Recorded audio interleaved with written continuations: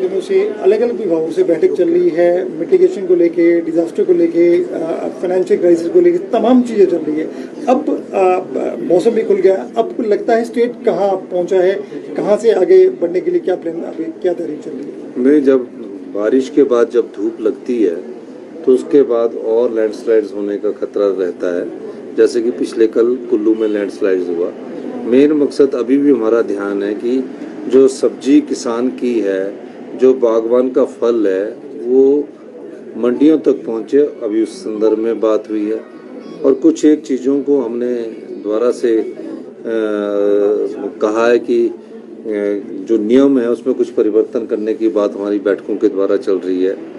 और अभी हमने शिमला में, क्योंकि बारिश के बाद जहाँ खुदाई का काम है, उस संदर्भ में अभी मैंने चर्चा की है कि जो अभी हमारे मकान का काम शुरू है या कोई और काम शुरू है, उसको कुछ समय के लिए हमें कैसे रोका जा सकता है, उस दृष्टिकोण से हम बात कर रहे हैं। तो निश्चित तौर पर शिमला से पेड़ काटने के लिए भी हमने मना कर दिया जब तक कोई उसके सर्वे नहीं हो जाता कि ये पेड़ बहुत डेंजरस है। तो इस दृष्टि से हमारी रोज बैठकें चल रही है और हम उस समय आगे बढ़ रहे हैं। एक्सपर्ट की कुछ टीम्स आई हैं, उन्होंने भी कुछ सजेशन दिए हैं, क्या उन पे भी अमल किया जाएगा? निश्चित तौर पर रोड बिल्डिंग हो, आप क्या फोकस सरकार का ये भी है कि अब जो सीधी कटिंग उसको रोक के टनल्स, क्या प्लान है सरकार का सर? नहीं, दो तीन चीजें है। देखिए, एक तो सॉफ्ट स्टेटा में हमने कितनी स्टोरी बनाना है और हार्ड स्टेटा में कितनी स्टोरी बनाना है, उस बारे में भी चर्चा हो रही है।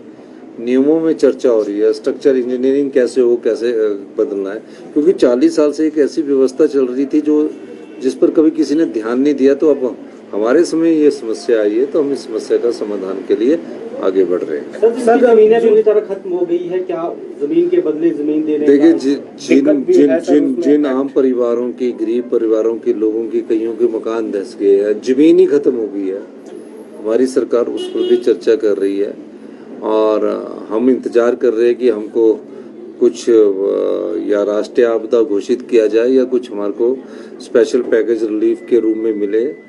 वो अगर मिलता है तो उससे भी हम कुछ लोगों को बसाने का काम करेंगे और निश्चित तौर पर जिनकी ज़मीनें गई है उनके बारे में हम विचार कर रहे हैं। समस्या एफसी और एफआरए एक्ट की तरफ है। मैंने उस मामले में चिट्ठी लिखी है और एक और मैंने पत्र लिखा है जिसका कि हमारे यहाँ मक डिस्पोजल की कोई साइट्स नोटिफाई नहीं है। नाला में आके हम मक डाल जाते हैं और नाला चौक हो जाता है और जब चौक हो जाता है तो जब धीरे धीरे लैंडस्लाइड्स होता है तो मड स्लाइड्स के रूप में पहुंचता है और मकानों को नुकसान पहुंचाता है। तो हमने कहा है कि हमें एफआरए के तहत मक्स की जो साइट्स है उसको नोटिफाई करने की परमिशन दी जाए।